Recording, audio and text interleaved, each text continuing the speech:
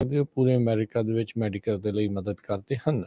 ਇਸ ਦੇ ਨਾਲ ਖਾਲਸਾ ਇੰਸ਼ੋਰੈਂਸ ਏਜੰਸੀ ਤੋਂ home insurance, liquor store, gas station insurance, commercial insurance, worker comp, health life insurance ਦੇ ਲਈ ਵੀ ਸੰਪਰਕ ਕਰੋ 4082722500।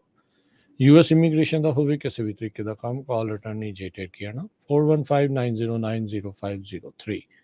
Manjeet Singh Kular, Avtar Singh Manjal Clovis, Satnam Singh, Amarjit Singh Dosanjh, Sunny Parewal Yuba City, Lakhbir Singh Samra Texas, Paramjit Singh Deol Fresno, Amarjit Singh Stockton, Jarnail Singh Johal, Harnek Singh Pabla Renton Washington, Dharam Singh Fowler, Sarabjit Singh Rendon gas and food Elko Nevada, Harjit Singh Lathrop, Antelope truck stop Burns Wyoming, Gurmel Singh Balbir ਬਾਸੀਅਲ Globe, Karnail Singh Randhawa ਟਰਲੌਕ।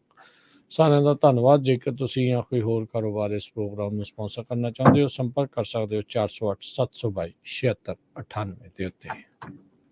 ਜੀ ਅੱਜ ਦੀਆਂ ਖਬਰਾਂ ਵੱਲ ਆਈਏ ਤੇ ਨਿਊਯਾਰਕ ਟਾਈਮਜ਼ ਦੇ ਮੁਤਾਬਕ ਕਹਿੰਦੇ ਪਈ ਜੋ ਲੇਡੀਜ਼ ਆ ਉਹਨਾਂ ਨੂੰ ਆਪਣੇ ਰੈਗੂਲਰ ਮੈਮੋਗ੍ਰਾਮਸ 40 ਸਾਲ ਦੀ ਏਜ ਤੋਂ ਹੀ ਸਟਾਰਟ ਕਰਨੇ ਸ਼ੁਰੂ ਕਰ ਦੇਣੇ ਚਾਹੀਦੇ ਆ।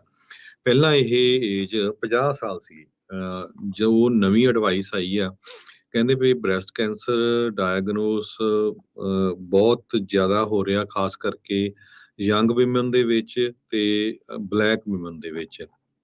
ਸੋ ਉਸ ਨੂੰ ਦੇਖਦੇ ਹੋਏ ਇੱਕ ਜੋ ਆਰਗੇਨਾਈਜੇਸ਼ਨ ਆ USPSTF, ਉਹਨਾਂ ਨੇ ਇਹ ਕਿਹਾ ਆ ਕਿ United State prevention service task force ਵੀ ਮੈਮੋਗ੍ਰਾਮਸ ਲੇਡੀਜ਼ ਦੇ ਲਈ ਜਦੋਂ 40 ਸਾਲ ਦੇ ਹੋ ਜਾਣ ਉਸੇ ਤੋਂ ਹੀ ਰੈਗੂਲਰਲੀ ਕਰਨੇ ਚਾਹੀਦੇ ਹੈਗੇ ਆ।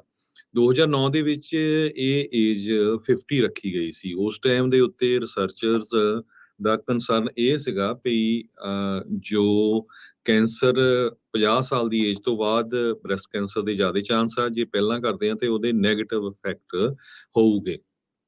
ਪਰ ਪਿਛਲੇ 13-14 ਸਾਲਾਂ 'ਚ ਜੋ ਫਿਗਰਸ ਆਏ ਆ, ਬਹੁਤ ਵੱਡੀ ਗਿਣਤੀ ਦੇ ਵਿੱਚ 40 ਸਾਲਾਂ ਦੀ ਏਜ ਤੋਂ ਵੀ ਕਈ ਜਿਹੜੀ ਲੇਡੀਜ਼ ਆ ਉਹਨਾਂ ਨੂੰ ਬ੍ਰੈਸਟ ਕੈਂਸਰ ਹੋ ਜਾਂਦਾ ਆ। ਡਾਕਟਰ ਕਰੈਲ ਮੈਗਿਓਨੀ, ਉਹ ਜੋ ਪਾਸਟ ਚੇਅਰ ਰਹਿ ਚੁੱਕੇ ਆ ਇਸ ਟਾਸਕ ਫੋਰਸ ਦੇ, ਉਹ ਕਹਿੰਦੇ ਵੀ ਜੇ ਆਪਾਂ 40 ਤੋਂ ਲੈ ਕੇ 49 ਸਾਲ ਦੀ ਉਮਰ ਦੇ ਵਿੱਚ ਜੋ ਲੇਡੀਜ਼ ਆ ਉਹਨਾਂ ਦੇ ਮੈਮੋਗ੍ਰਾਮ ਕਰਾਂਗੇ ਤੇ ਇਸ 60% ਵਿਮਨ ਦਾ ਏਜ ਗਰੁੱਪ ਇਹਦੇ ਵਿੱਚ ਆਲਮੋਸਟ ਆ ਜਾਂਦਾ। 20 ਮਿਲੀਅਨ ਦੇ ਕਰੀਬ ਵਿਮਨ ਆਉਂਦੀਆਂ ਆ ਤੇ ਇਸ ਕੈਂਸਰ ਤੋਂ ਬਚਿਆ ਜਾ ਸਕਦਾ ਹੈਗਾ ਆ। ਸੋ ਇਹ ਅੱਜ ਉਹਨਾਂ ਨੇ ਰਿਸਰਚ ਜੋ ਆਈ ਆ ਉਹਦੇ ਮੁਤਾਬਕ 50 ਸਾਲ ਤੋਂ ਏਜ ਘਟਾ ਕੇ 40 ਸਾਲ ਕਰ ਦਿੱਤੀ ਆ ਲੇਡੀਜ਼ ਦੇ ਲਈ ਮੈਮੋਗ੍ਰਾਮਸ ਕਰਾਉਣ ਦੀ। ਜੀ ਜੀ ਬਿਲਕੁਲ। ਸੋ ਇਹ ਚੇਂਜਸ ਜਿਹੜੇ ਲਿਆਂਦੇ ਆ, ਸੋ ਜਿਹੜੀਆਂ ਬੀਬੀਆਂ ਭੈਣਾਂ ਨੇ ਉਹ ਜ਼ਰੂਰ ਇਸ ਦੇ ਵੱਲ ਆਪਣੇ ਡਾਕਟਰ ਦੇ ਨਾਲ ਜ਼ਰੂਰ ਜਿਹੜੀ ਇਸ ਦੇ ਬਾਬਤ ਸਲਾਹ ਕਰਨ। ਸੋ ਉਹਨਾਂ ਨੇ ਉਮਰ ਜਿਹੜੀ ਉਹ ਜ਼ਰੂਰ ਚੈੱਕ ਕਰਨ ਦੇ ਲਈ 50 ਤੋਂ ਘਟਾ ਕੇ 40 ਦੇ ਉੱਤੇ ਕਰ ਦਿੱਤੀ। ਜੀ ਸੋ ਵਿਮਨ ਆਫ ਕਲਰ ਜਿਹਦੇ ਚ ਆਪਾਂ ਵੀ ਆ ਜਾਂਦੇ ਹੈਗੇ ਆ, ਸਾਰੇ ਜਿਹੜੇ ਏਸ਼ੀਅਨ ਜਾਂ ਹੋਰ ਉਹਨਾਂ ਚ ਜ਼ਿਆਦਾ ਚਾਂਸ ਹੁੰਦੇ ਆ ਬ੍ਰੈਸਟ ਕੈਂਸਰ ਹੋਣ ਦੇ।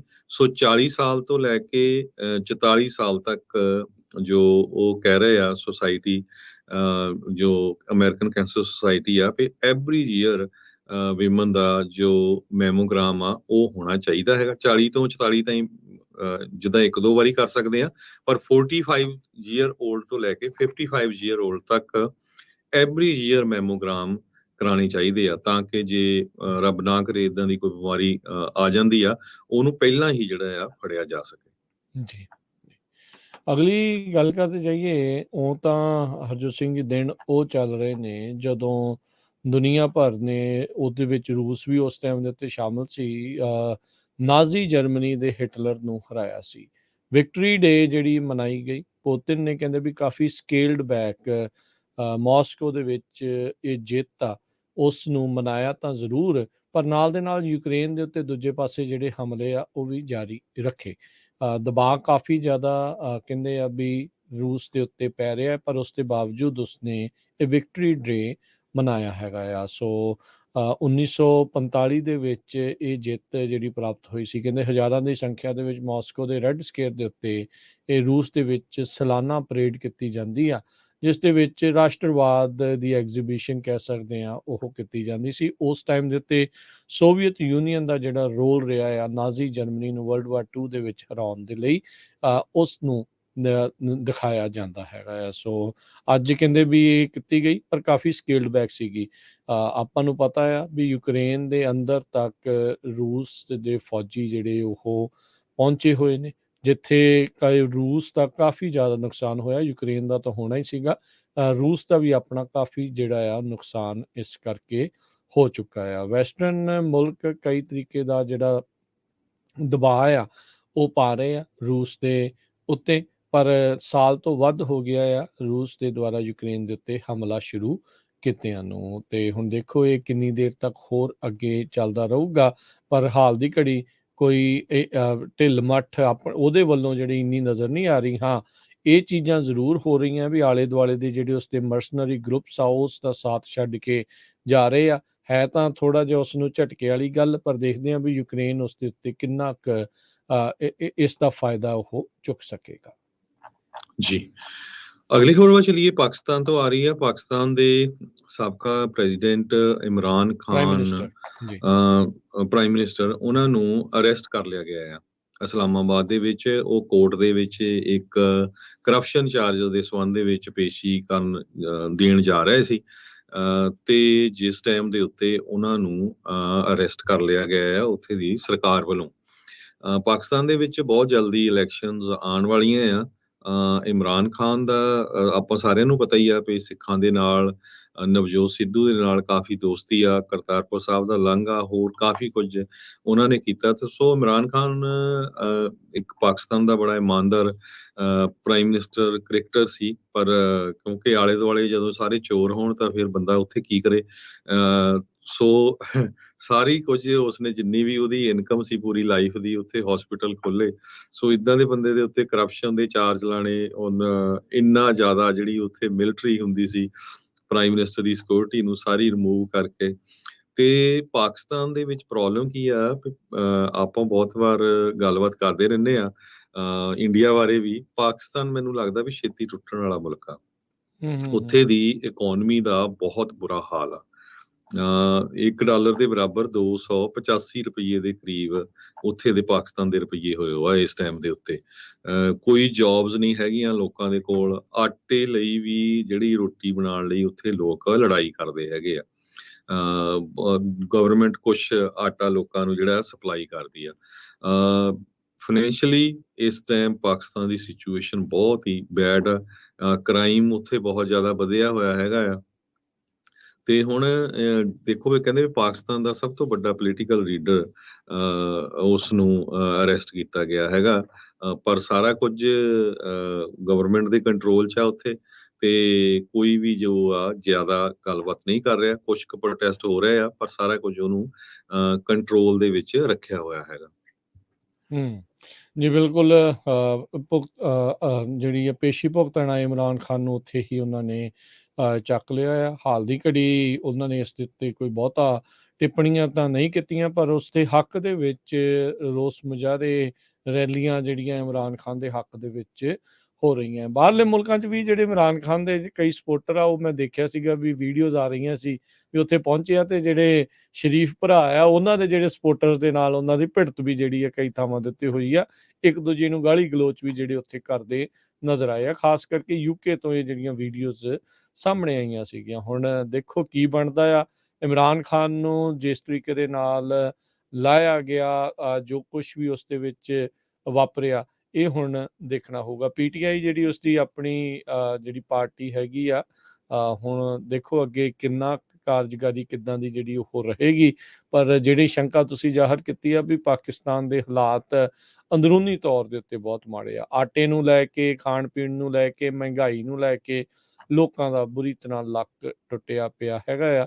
ਸੋ ਦੇਖੋ ਅੱਗੇ ਕੀ ਬਣਦਾ ਆ। ਦੁਨੀਆ ਭਰ ਦੇ ਵਿੱਚ ਇਹ ਹੁਣ ਇੱਕ ਹਿਸਾਬ ਦੇ ਨਾਲ ਮੰਗ ਕਰ ਰਹੇ ਆ ਇਹਨਾਂ ਦਾ ਮੁਲਕ ਕਈ ਥਾਵਾਂ ਦੇ ਉੱਤੇ ਜਾ ਕੇ ਵੀ ਭਾਈ ਸਾਨੂੰ ਜਿਹੜੀ ਸਪੋਰਟ ਆ ਉਹ ਕੀਤੀ ਜਾਵੇ।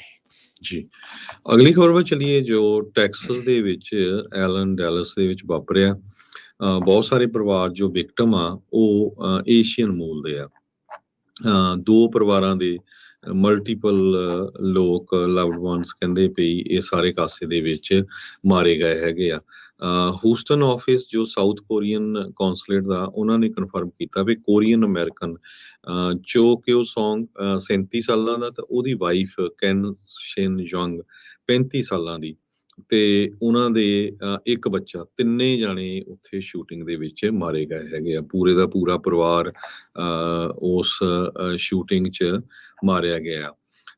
ਇਸ ਤੋਂ ਬਿਨਾਂ ਡੈਨੀਅਲਾ ਤੇ ਸੋਫੀਆ ਮੈਂਡੋਜ਼ਾ ਇਹ ਦੋਨੋਂ ਜਾਣੇ ਵੀ ਇਸ ਸ਼ੂਟਿੰਗ ਦੇ ਵਿੱਚ ਉੱਥੇ ਮਾਰੇ ਗਏ ਆ। ਇੱਕ ਕ੍ਰਿਸਚੀਅਨ ਲਾਕੌਰ ਕਰਕੇ ਬੰਦਾ ਆ, ਉਹਦੀ ਹੋਈ ਆ ਮੌਤ।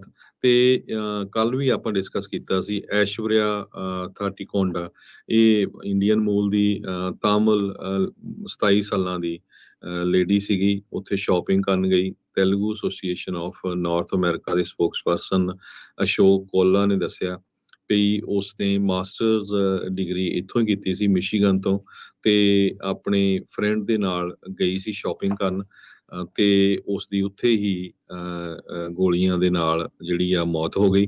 ਉਸਦਾ ਜਿਹੜਾ ਫਰੈਂਡ ਆ ਉਹ ਸੀਰੀਅਸਲੀ ਇਸ ਟਾਈਮ ਇੰਜਰਡ ਆ ਤੇ ਹਸਪਤਾਲ ਦੇ ਵਿੱਚ ਆ। ਇਸੇ ਤਰ੍ਹਾਂ ਇਲੀਓ ਕੋਮਾਨਾ ਰੀਵਾਸ ਕਰਕੇ ਇੱਕ ਹੋਰ ਜਿਸ ਦੀ ਉੱਥੇ ਮੌਤ ਹੋਈ ਆ। ਬਹੁਤ ਹੀ ਦਰਦਨਾਕ। ਹੁਣ ਦੇਖੋ ਵੀ ਆਪਾਂ ਸ਼ਾਪਿੰਗ ਮਾਲ ਜਾਂਦੇ ਆ, ਬੰਦਾ ਸ਼ਾਪਿੰਗ ਕਰਨ ਜਾਂਦਾ ਆ, ਖੁਸ਼ੀ ਵਾਲਾ ਮਾਹੌਲ ਹੁੰਦਾ ਤੇ ਕੋਈ ਪਤਾ ਨਹੀਂ ਵੀ ਕਿਹੜੇ ਸਿਰ ਫੇਰੇ ਨੇ ਜਿਹੜੀਆਂ ਗੋਲੀਆਂ ਮਾਰ ਦੇਣੀਆਂ ਹੈਗੀਆਂ। ਤੇ ਮੈਜੋਰਟੀ 'ਚ ਕਹਿੰਦੇ ਵੀ ਏਸ਼ੀਅਨ ਮੂਲ ਦੇ ਲੋਕ ਸੀਗੇ, ਚਾਹੇ ਜਿਸ ਤਰ੍ਹਾਂ ਮੈਂ ਤੁਹਾਨੂੰ ਦੱਸਿਆ ਵੀ ਕੋਰੀਆ ਤੋਂ, ਇੱਕ ਜਾਪਾਨ ਤੋਂ, ਇੰਡੀਆ ਤੋਂ ਜਿਨ੍ਹਾਂ ਦੀ ਮੌਤ ਹੋਈ ਹੈ। ਇਸ ਦੇ ਬਾਬਤ ਜਦ ਗੋਲੀकांड ਵਾਪਰਿਆ ਉਸ ਤੋਂ ਬਾਅਦ ਦੇ ਵਿੱਚ ਕਈਆਂ ਨੇ ਕਿਹਾ ਵੀ ਇਸ ਦੇ ਗੈਂਗ ਦੇ ਟੈਟੂ ਸੀਗੇ, ਪਰ ਹੁਣ ਉਸ ਦੀਆਂ ਹੋਰ ਫੋਟੋਜ਼ ਸਾਹਮਣੇ ਆ ਰਹੀਆਂ ਜਿਸ ਦੇ ਵਿੱਚ ਸਵਾਸਤਿਕਾ ਤੇ ਜਿਹੜੇ SS ਨਾਜ਼ੀ ਜਰਮਨੀ ਵਾਲੇ ਜਿਹੜੇ ਸਿੰਬਲ ਆ ਉਸ ਦੇ ਸਰੀਰ ਦੇ ਉੱਤੇ ਖੁਦਵਾਏ ਹੋਏ ਆ, ਉਸ ਦੇ ਟੈਟੂ ਸਾਹਮਣੇ ਆਏ। ਇਸਨੇ ਇੱਕ ਆਪਣਾ ਅਕਾਊਂਟ ਰੂਸ ਦੀ ਇੱਕ ਵੈਬਸਾਈਟ ਦੇ ਉੱਤੇ ਵੀ ਬਣਾਇਆ ਸੀ ਜਿੱਥੇ ਇਸਨੇ ਤਸਵੀਰਾਂ ਪਾਈਆਂ ਸੀ ਉਸੇ ਹੀ ਮਾਲ ਦੀਆਂ ਜਦੋਂ ਉਸ ਦੀ ਰੈਕੀ ਕਰਕੇ ਆਇਆ ਸੀ। ਸੋ ਜਿਹੜਾ ਇਹ ਮੌਰੀਸੀਓ ਗਾਰਸੀਆ ਆ, ਇਸ ਨੇ ਰਸ਼ੀਅਨ ਸੋਸ਼ਲ ਨੈਟਵਰਕਿੰਗ ਸਾਈਟ ਦੇ ਉੱਤੇ ਇਹ ਪਾਇਆ ਤੇ ਕਹਿੰਦੇ ਪਲਾਨ ਕਰ ਰਿਹਾ ਸੀ ਇਸ ਅਟੈਕ ਨੂੰ ਕਈ ਹਫ਼ਤਿਆਂ ਦੇ ਤੋਂ। ਹਰਭੁਪਿੰਦਰ ਸਿੰਘ ਤੂਰ ਹੁਣੀ ਸਾਡੇ ਫੇਸਬੁੱਕ ਦੇ ਉੱਤੇ ਜਿਹੜੇ ਦੇਖਦੇ ਨੇ ਉਹ ਦੱਸ ਰਹੇ, ਕਹਿੰਦੇ ਵੀ ਉਹਨਾਂ ਦੇ ਦੋ ਬਹੁਤ ਹੀ ਨਜ਼ਦੀਕੀ ਫਰੈਂਡ ਕਿਸਮਤ ਵਾਲੇ ਸੀਗੇ, ਉਹ ਬਚ ਗਏ ਐਲਨ ਟੈਕਸਸ ਦੀ ਸ਼ੂਟਿੰਗ ਦੇ ਨਜ਼ਦੀਕ ਹੀ ਹੋਣਗੇ ਜਾਂ ਉਸ ਦੇ ਵਿੱਚੋਂ ਜਿਹੜੇ ਉਹ ਬਚਿਆ। ਸੋ ਦੇਖੋ ਵੀ ਇਹ ਇੱਕ ਡਰਾਉਣੀ ਚੀਜ਼ ਲੋਕਾਂ ਦੇ ਲਈ ਬਣ ਜਾਂਦੀ ਆ। ਹਰ ਥਾਂ ਤੇ ਤਾਂ ਨਹੀਂ ਹੁੰਦੀ ਪਰ ਇਹ ਹੋ ਰਹੀਆਂ ਆ, ਵੱਧ ਰਹੀਆਂ ਆ। ਇਹ ਦੇਖਣ ਵਾਲੀ ਜਿਹੜੀ ਗੱਲ ਆ ਕਿਸ ਤਰੀਕੇ ਦੇ ਨਾਲ ਇਹ ਗਾਰਸੀਆ ਵਰਗੇ ਇਸ ਕਾਤਲ ਨੇ ਕਿ ਆਪਣੇ ਮਨ ਦੇ ਵਿੱਚ ਜਿਹੜਾ ਨਸਲ ਨੂੰ ਲੈ ਕੇ ਤੇ ਹੋਰ ਚੀਜ਼ਾਂ ਨੂੰ ਲੈ ਕੇ ਜਾਂ ਦੂਜੇ ਲੋਕਾਂ ਦੇ ਪ੍ਰਤੀ ਜਿਹੜੀ ਨਫ਼ਰਤ ਇੰਨੀ ਕੁ ਜ਼ਿਆਦਾ ਸੀ, ਅਜਿਹੇ ਲੋਕਾਂ ਨੂੰ ਹਿਟਲਰ ਨੂੰ ਜਿਹੜਾ ਉਹ ਫੋਲੋ ਕਰ ਰਿਹਾ ਸੀਗਾ ਵੀ ਜਿਸ ਦਾ ਕੰਮ ਹੀ ਜਿਹੜਾ ਆ ਉਹ ਉਸ ਦੀ ਨਸਲ ਦੇ ਆਧਾਰ ਤੇ, ਧਰਮ ਦੇ ਆਧਾਰ ਤੇ ਲੋਕਾਂ ਨੂੰ ਮਾਰਨ ਦਾ ਸੀਗਾ, ਅਜਿਹੇ ਲੋਕਾਂ ਨੂੰ ਉਹ ਫੋਲੋ ਕਰ ਰਿਹਾ ਸੀਗਾ। ਸੋ ਇਹ ਹੁਣ ਦੇਖਣਾ ਹੋਊਗਾ ਵੀ ਕੀ ਇਸ ਦੇ ਵਿੱਚ ਅੱਗੇ ਹੋਰ ਨਿਕਲਦਾ ਆ। ਪਰ ਇਦਾਂ ਦੇ ਹੋਰ ਪਤਾ ਨਹੀਂ ਗਾਰਸੀਆ ਕਿੰਨੇ ਕੁ ਜਿਹੜੇ ਉਹ ਤੁਰੇ ਫਿਰਦੇ ਹੋਣੇ ਆ। ਜਿਹੜੇ ਫ੍ਰਿੰਜ ਐਲੀਮੈਂਟ ਸੀਗੇ ਉਹ ਮੇਨ ਸਟ੍ਰੀਮ ਬਣ ਰਹੇ ਆ। ਇਹ ਇੱਕ ਜ਼ਰੂਰ ਖਤਰੇ ਵਾਲੀ ਗੱਲ ਵੱਡੇ ਪੱਧਰ ਦੇ ਉੱਤੇ ਅਮਰੀਕਾ 'ਚ ਬਣੀ ਹੈ। ਕੱਲ ਵੀ ਮੈਂ ਇਹ ਗੱਲ ਕਹਿ ਰਿਹਾ ਸੀ, ਅੱਜ ਫੇਰ ਆਪਾਂ ਦੁਹਰਾਉਂਦੇ ਹਾਂ ਵੀ ਭਾਈ ਆਪਣੇ ਜਿਹੜੇ ਇਲੈਕਟਿਡ ਲਾਅ ਮੇਕਰਸ ਆ ਉਹਨਾਂ ਦੇ ਉੱਤੇ ਦਬਾਅ ਪਾਓ, ਪ੍ਰੈਸ਼ਰ ਪਾਓ ਵੀ ਅਜਿਹੀਆਂ ਚੀਜ਼ਾਂ ਨੂੰ ਤੁਸੀਂ ਕਿੱਦਾਂ ਰੋਕ ਸਕਦੇ ਆ। ਕੀ ਤੁਹਾਡੇ ਕੋਲ ਮੁੱਦਾ ਆ ਗਨ ਨੂੰ ਬੈਨ ਕਰਨਾ ਹੈ ਨਹੀਂ ਕਰਨਾ ਹੈ, ਉਹ ਤਾਂ ਚਲੋ ਇੱਕ ਨਾਲ ਦੇ ਨਾਲ ਹੀ ਇਸ ਦੇ ਪੈਰਲਲੀ ਜਿਹੜੀ ਉਹ ਚੱਲ ਰਹੀ ਆ।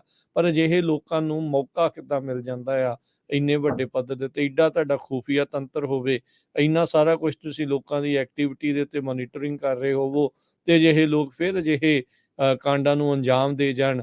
ਇਹ ਤੁਹਾਡੀ ਜਿਹੜੀ ਇੰਟੈਲੀਜੈਂਸ ਕਿੱਧਰ ਦੇ ਪਾਸੇ ਨੂੰ ਜਿਹੜੀ ਉਹ ਜਾ ਰਹੀ ਆ, ਕਿੱਧਰ ਮਨੀ ਸਪੈਂਡ ਹੋਣੀ ਚਾਹੀਦੀ ਆ, ਕਿੱਧਰ ਲੋਕਾਂ ਦੀ ਸੇਫਟੀ ਜਿਹੜੀ ਉਹ ਵਧੇ, ਕਿੱਦਾਂ ਵਧੇ, ਇਸ ਦਾ ਜ਼ਰੂਰ ਸਵਾਲ ਜਿਹੜੇ ਪੋਲੀਟੀਸ਼ੀਅਨਾਂ ਤੋਂ ਪੁੱਛਣੇ ਚਾਹੀਦੇ ਆ। ਜੀ, ਅਗਲੀ ਖਬਰ ਵਿੱਚ ਚਲੀਏ। ਅਮਰੀਕਨ ਲੋਕਾਂ ਦਾ ਜੋ ਕੌਨਫੀਡੈਂਸ ਆ ਉਹ ਪ੍ਰੈਜ਼ੀਡੈਂਟ ਬਾਈਡਨ, ਜਰੋਮੀ ਪਾਵਲ ਤੇ ਜੈਨਟ ਜੈਲਨ ਦੇ ਵਿੱਚ ਬਹੁਤ ਜ਼ਿਆਦਾ ਘਟ ਗਿਆ ਆ। ਇਹ ਨਵੇਂ ਜੋ ਖਾਸ ਕਰਕੇ ਇਕੋਨਮੀ ਵਾਲੇ ਮੁੱਦੇ ਨੂੰ ਲੈ ਕੇ ਜੋ ਨਵੇਂ ਗਾਲਪ ਪੋਲਸ ਆਏ ਆ, ਉਹਨਾਂ ਦੇ ਮੁਤਾਬਕ White House, Federal Reserve Board, Treasury Department ਸਾਰਿਆਂ ਦੇ ਵਿੱਚ ਕੌਨਫੀਡੈਂਸ ਬਹੁਤ ਜ਼ਿਆਦਾ ਘੱਟ ਆ। ਆਪਾਂ ਦੇਖ ਰਹੇ ਹਾਂ ਕਿ ਹਿਸਾਬ ਦੇ ਨਾਲ ਮਹਿੰਗਾਈ ਹੋਈ ਆ, ਲੇ ਆਫ ਤੇ ਲੇ ਆਫ ਹੋ ਰਹੀ ਹੈਗੀ ਆ, ਤੇ ਲੋਕਾਂ ਦੇ ਵਿੱਚ ਬੜਾ ਡਰ ਵਾਲਾ ਮਾਹੌਲ ਬਣਿਆ ਆ। ਉਤੋਂ ਆ ਜਿਹੜੇ ਇਦਾਂ ਦੇ ਕ੍ਰਾਈਮ ਹੋ ਜਾਂਦੇ ਆ। ਜੋ ਗਾਲਪ ਪੋਲਸ ਆਏ ਆ ਅੱਜ ਸਵੇਰੇ, 35% ਅਮਰੀਕਨਸ ਕਹਿੰਦੇ ਆ ਵੀ ਸਾਡਾ ਪ੍ਰੈਜ਼ੀਡੈਂਟ ਬਾਈਡਨ ਹੋਣਾ ਦੇ ਵਿੱਚ ਕੌਨਫੀਡੈਂਸ ਆ। ਇਹ ਲੋਐਸਟ ਲੈਵਲ ਆ ਜਿਸ ਟਾਈਮ ਦੇ ਉੱਤੇ ਪ੍ਰੈਜ਼ੀਡੈਂਟ ਜਾਰਜ ਡਬਲਯੂ ਬੁਸ਼ ਸੀਗੇ। ਉਹਨਾਂ ਨੇ ਓਵਲ ਆਫਿਸ ਨੂੰ 2008 ਚ ਆਕੂਪਾਈ ਕੀਤਾ ਸੀ। ਉਸ ਟਾਈਮ ਦੇ ਉੱਤੇ ਇਦਾਂ ਦੀ ਜਿਹੜੀ ਸਿਚੁਏਸ਼ਨ ਬਣੀ ਸੀ, ਉਸ ਟਾਈਮ ਤੇ ਬੜਾ ਗਲੋਬਲ ਫਾਈਨੈਂਸ਼ੀਅਲ ਕ੍ਰਾਈਸਿਸ ਆਇਆ ਸੀ 2008 ਦੇ ਵਿੱਚ ਵੀ। ਸੋ ਅੱਧੇ ਜੋ ਰਿਸਪੋਂਡੈਂਟਸ ਆ, ਆਲਮੋਸਟ 48%, ਉਹ ਕਹਿੰਦੇ ਵੀ ਸਾਡਾ ਕੌਨਫੀਡੈਂਸ ਹੈ ਨਹੀਂ ਪ੍ਰੈਜ਼ੀਡੈਂਟ ਬਾਈਡਨ ਉਹਨਾਂ ਦੇ ਵਿੱਚ ਜਦੋਂ ਇਕੋਨਮੀ ਦੇ ਲਈ ਆਉਂਦਾ ਹੈਗਾ ਆ। ਇਸੇ ਤਰ੍ਹਾਂ ਜਰੋਮੀ ਪਾਵਲ ਉਹਨਾਂ ਦੀ ਜੋ ਰੇਟਿੰਗ ਆ, ਉਹ ਉਹਨਾਂ ਦੇ ਯੂਐਸ ਸੈਂਟਰਲ ਬੈਂਕ ਦੇ ਮੁੱਦੇ ਨੂੰ ਲੈ ਕੇ, ਇਨਫਲੇਸ਼ਨ ਨੂੰ ਕਿਸ ਤਰ੍ਹਾਂ ਫਾਈਟ ਕਰਨਾ ਹੈਗਾ ਆ, ਉਹ ਵੀ ਬਹੁਤ ਜ਼ਿਆਦਾ ਘਟ ਗਈ ਆ। 36% ਯੂਐਸ ਦੇ ਜੋ ਅਡਲਟਸ ਆ, ਉਹ ਕਹਿੰਦੇ ਪਈ ਫੇਅਰ ਅਮਾਊਂਟ ਆਫ ਕੌਨਫੀਡੈਂਸ ਹੈਗਾ ਸਾਡਾ ਜਰੋਮੀ ਪਾਵਲ ਜੋ ਚੇਅਰਮੈਨ ਹੈ ਯੂਐਸ ਫੈਡਰਲ ਰਿਜ਼ਰਵ ਬੋਰਡ ਦੇ, ਜਿਨ੍ਹਾਂ ਨੇ 10 ਵਾਰ ਹੁਣ ਈਵਨ ਇੰਟਰਸਟ ਰੇਟ ਵਧਾਇਆ ਆ ਪਿਛਲੇ ਕੁਝ ਮਹੀਨਿਆਂ ਦੇ ਵਿੱਚ, ਪਰ ਹਜੇ ਵੀ ਇਨਫਲੇਸ਼ਨ ਬਹੁਤੀ ਕੰਟਰੋਲ ਦੇ ਵਿੱਚ ਨਹੀਂ ਆ ਰਹੀ। 28% ਜੋ ਰਿਸਪੋਂਡੈਂਟਸ ਆ ਇਸ ਪੋਲ ਦੇ ਵਿੱਚ, ਉਹਨਾਂ ਨੇ ਇਹ ਕਿਹਾ ਵੀ ਸਾਡਾ ਜਰੋਮੀ ਪਾਵਲ ਦੇ ਵਿੱਚ ਕਿਸੇ ਤਰ੍ਹਾਂ ਦਾ ਕੌਨਫੀਡੈਂਸ ਹੈ ਹੀ ਨਹੀਂ ਹੈਗਾ। ਇਸੇ ਤਰ੍ਹਾਂ ਜੈਨਟ ਜੈਲਨ ਉਹਨਾਂ ਦੇ ਵਿੱਚ ਵੀ ਜੋ ਕੌਨਫੀਡੈਂਸ ਆ ਉਹਨਾਂ ਦੇ ਵਿੱਚ ਵੀ ਕਾਫੀ ਘਟਿਆ ਹੈਗਾ। 37% ਜੋ ਪੋਲ ਕੀਤੇ ਗਏ ਲੋਕ ਆ, ਉਹਨਾਂ ਨੇ ਕਿਹਾ ਵੀ ਸਾਡਾ ਟ੍ਰੇਜਰ ਸੈਕਟਰੀ ਜੋ ਹੈਗੀ ਆ ਜੈਨਟ ਜੈਲਨ, ਉਹਦੇ ਵਿੱਚ ਕੌਨਫੀਡੈਂਸ ਆ ਸਿਰਫ 37%। ਤੇ 38% ਲੋਕ ਕਹਿੰਦੇ ਆ ਵੀ ਜੋ ਰਿਪਬਲਿਕਨਸ ਕਾਂਗਰੈਸ਼ਨਲ ਕਾਂਗਰਸਮੈਨ ਜਾਂ ਕਾਂਗਰਸਵੂਮਨ ਆ, ਉਹਨਾਂ ਦੇ ਵਿੱਚ ਸਾਡਾ 38% ਕੌਨਫੀਡੈਂਸ ਆ ਐਜ਼ ਕੰਪੇਅਰ ਟੂ 34% ਜੋ ਡੈਮੋਕ੍ਰੇਟਸ ਆ, ਉਹ ਕਹਿੰਦੇ ਸਾਡਾ ਕਾਂਗਰਸ ਦੇ ਵਿੱਚ ਕੌਨਫੀਡੈਂਸ ਆ। ਸੋ ਤੁਸੀਂ ਦੇਖੋ ਵੀ 34, 35, 37% ਲੋਕਾਂ ਦਾ ਹੀ ਸਿਰਫ ਯਕੀਨ ਆ ਹੋਣ ਵਾਲੀ ਸਰਕਾਰ ਤੇ, ਹੋਣ ਵਾਲੇ ਫੈਡਰਲ ਰਿਜ਼ਰਵ ਬੋਰਡ ਤੇ, ਹੋਣ ਵਾਲੇ ਜੋ ਟ੍ਰੇਜਰੀ ਡਿਪਾਰਟਮੈਂਟ ਆ ਜਾਂ ਯੂਐਸ ਦੀ ਕਾਂਗਰਸ ਆ। ਸੋ ਇਹ ਸਿਚੁਏਸ਼ਨ ਇੱਥੋਂ ਤੁਸੀਂ ਅੰਦਾਜ਼ਾ ਲਾ ਸਕਦੇ ਆ ਵੀ ਕਿੰਨੇ ਲੋਕ ਅਪਸੈਟ ਹੈਗੇ। ਜੀ, ਬਿਲਕੁਲ ਇਹੀ ਨਹੀਂ, ਬਾਈਡਨ ਉਹਨਾਂ ਦੇ ਆਪਣੇ ਜਿਹੜੇ ਨੰਬਰ ਆ ਉਹ 36% ਅਪਰੂਵਲ ਰੇਟਿੰਗ ਦੇ ਉੱਤੇ ਪਹੁੰਚ ਗਏ। ਆਲ ਟਾਈਮ ਲੋ ਆਪਾਂ ਕਹਿ ਸਕਦੇ ਹਾਂ ਵੀ ਇਹਨਾਂ ਦੇ ਥੱਲੇ ਆ। ਹਾਈਪੋਥੈਟੀਕਲ ਮੈਚਅਪਸ ਦੇ ਵਿੱਚ ਪ੍ਰੈਜ਼ੀਡੈਂਟ ਬਾਈਡਨ ਇਸ ਟਾਈਮ ਸਾਬਕਾ ਰਾਸ਼ਟਰਪਤੀ ਟਰੰਪ ਤੇ ਫਲੋਰੀਡਾ ਦੇ ਗਵਰਨਰ ਡਿਸੈਂਟਸ ਤੋਂ ਪਿੱਛੇ ਜਿਹੜੇ ਉਹ ਨਜ਼ਰ ਆ ਰਹੇ ਆ। ਬਹੁਤ ਸਾਰੇ ਜਿਹੜੇ ਡੈਮੋਕ੍ਰੇਟਸ ਆ, ਜਿਹੜੇ ਖਾਸ ਕਰਕੇ ਪ੍ਰੋਗਰੈਸਿਵ ਆ, ਉਹ ਚਾਹੁੰਦੇ ਆ ਵੀ ਮੈਦਾਨ ਖੁੱਲ੍ਹਾ ਹੋਣਾ ਚਾਹੀਦਾ ਡੈਮੋਕ੍ਰੇਟ ਪਾਰਟੀ ਦੀ ਪ੍ਰਾਇਮਰੀਜ਼ ਦੇ ਲਈ, ਪਰ ਜਿਹੜੀ ਡੀਐਨਸੀ ਹੈ ਡੈਮੋਕ੍ਰੇਟ ਨੈਸ਼ਨਲ ਕਮੇਟੀ, ਉਹ ਚਾਹੁੰਦੇ ਨਹੀਂ ਆ ਵੀ ਬਾਈਡਨ ਉਹਨਾਂ ਨੂੰ ਪ੍ਰਾਇਮਰੀ ਦੇ ਵਿੱਚੋਂ ਗੁਜ਼ਰ ਕੇ ਐਜ਼ ਏ ਕੈਂਡੀਡੇਟ ਜਿਹੜਾ ਆ ਉਹ ਉੱਥੇ ਪਹੁੰਚਣ। ਇਹਨਾਂ ਨੇ ਆਲਰੇਡੀ ਐਲਾਨ ਕਰ ਦਿੱਤਾ ਆ। ਬਹੁਤ ਸਾਰੇ ਲੋਕ ਬਾਈਡਨ ਨੂੰ ਗੁੱਡ ਕੈਂਡੀਡੇਟ ਦੇ ਵਜੋਂ ਨਹੀਂ ਦੇਖ ਰਹੇ।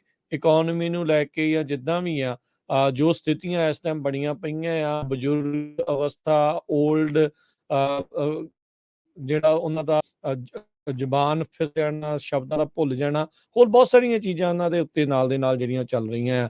ਨਿਊਟ ਗਿੰਗਰਿਚ ਇੱਕ ਹਾਊਸ ਦੇ ਸਪੀਕਰ ਰਹੇ ਸਾਬਕਾ, ਉਹਨਾਂ ਨੇ ਕਿਹਾ ਵੀ ਬਾਈਡਨ ਨੂੰ ਚਿੰਤਤ ਹੋਣਾ ਚਾਹੀਦਾ ਉਹਨਾਂ ਦੇ ਜਿਹੜੇ ਪੂਅਰ ਜਿਹੜੇ ਪੋਲ ਨੰਬਰਸ ਆ ਉਸ ਨੂੰ ਲੈ ਕੇ। ਸੋ ਇਹ ਇੱਕ ਵੱਡੀ ਜਿਹੜੀ ਇਸ ਟਾਈਮ ਚਿੰਤਾ ਡੈਮੋਕ੍ਰੇਟ ਪਾਰਟੀ ਦੇ ਲਈ ਸਿਰਦਰਦੀ ਜਿਹੜੀ ਉਹ ਬਣ ਸਕਦੀ ਹੈਗੀ ਆ।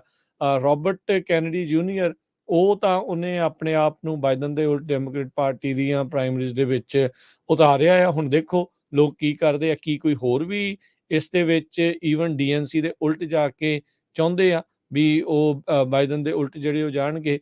ਪਰ ਡੈਮੋਕ੍ਰੇਟਸ ਦੇ ਕਹਿ ਸਕਦੇ ਆ ਵੀ ਜਿਹੜਾ ਭਵਿੱਖ ਨੂੰ ਲੈ ਕੇ 2024 ਦੀਆਂ ਇਲੈਕਸ਼ਨ ਨੂੰ ਲੈ ਕੇ ਬਾਈਡਨ ਕਮਲਾ ਹੈਰਿਸ ਦੀ ਇਸ ਟਿਕਟ ਨੂੰ ਲੈ ਕੇ ਡਾਵਾਂਡੋਲ ਸਥਿਤੀ ਜਿਹੜੀ ਉਹ ਬਣ ਸਕਦੀਆਂ ਜਿਉਂ-ਜਿਉਂ ਇਲੈਕਸ਼ਨ ਜਿਹੜੀਆਂ ਨਜ਼ਦੀਕ ਆਉਣੀਆਂ ਆ।